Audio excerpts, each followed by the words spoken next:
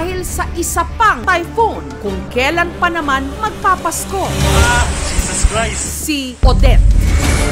Malakas na ulan, malakas na hangin, na tumagal ng maraming oras. Oh my God! Hey, we did rescue here! Nakalami sa rooftop! Ganyan pa mi 1 AM in the morning! Coast Guard, asa naman? Bong ng halos lahat ng mga bahay. Tila balde dahil wala ring supply ng malinis na tubig. Sa bawat tao, isa lang. Di bali walang ilaw. Di bali walang ilaw, basta may tubig lang. May tubig.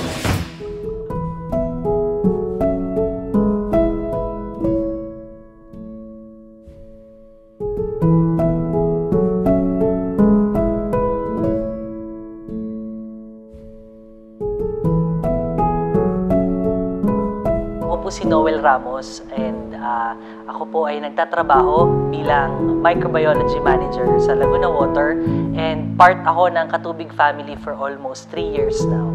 During the time nung sinabi nung line manager ko sa akin na isa nga daw ako sa list ng talents na pupunta doon para tumulong, akala ko noon pupunta ako doon for travel, pupunta ako doon for seminar, for training.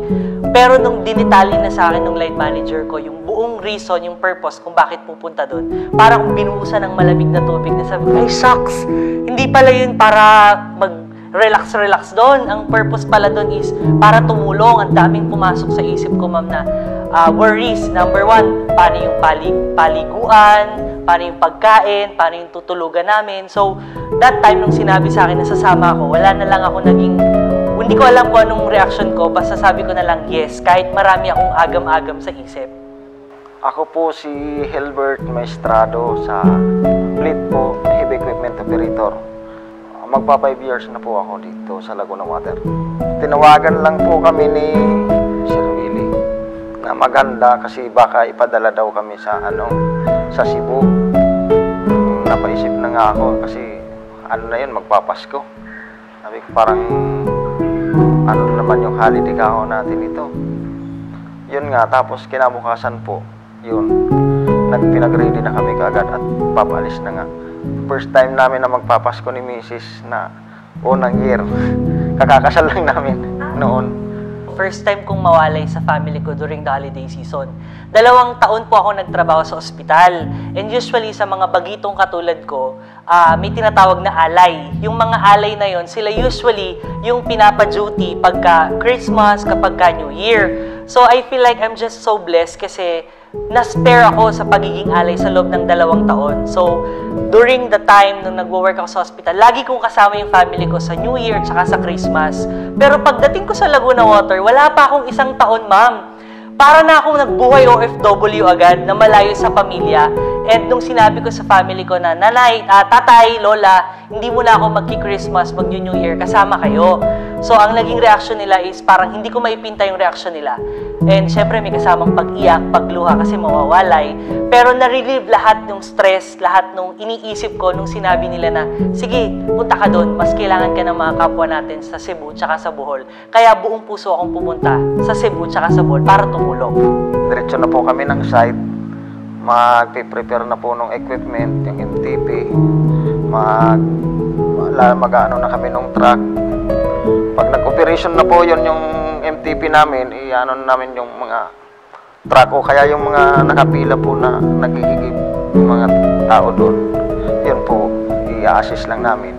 Number 1 na hindi ko makakalimutan is yung makita yung genuineness ng mga tao sa Cebu tsaka sa Bohol. Every time makikita nila na dumadating yung truck ng Laguna Water na may dalang tubig, lahat sila nakangiti, yung mga timba nila talagang ino-organize na nila. And then after naman noon, pag uuwi na kami, babalik na kami sa pahingahan namin, laging may lalapit sa amin na hahawakan yung kamay namin, tatapikin yung likod namin at magsasabing maraming salamat po sa tulong ninyo. Yun po yung hindi ko talaga makakalimutan. Nagkaroon po ng trouble yung equipment natin doon na MTP na hindi na po siya gumagana. Yun, kailangan talagang full support po yung team natin doon para maayos, magawa ng paraan kung paano mapapagana, at least makapag-produce tayo ng malinis na tubig. Tapos isa pa po yung nasiraan kami ng sasakyan doon. Kailangan namin maayos para lang maiuwi dito.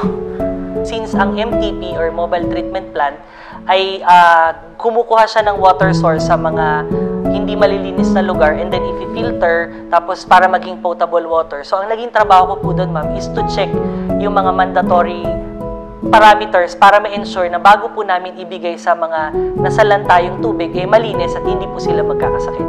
Malaki po ang kahalagahan talaga ng malinis na tubig sa atin.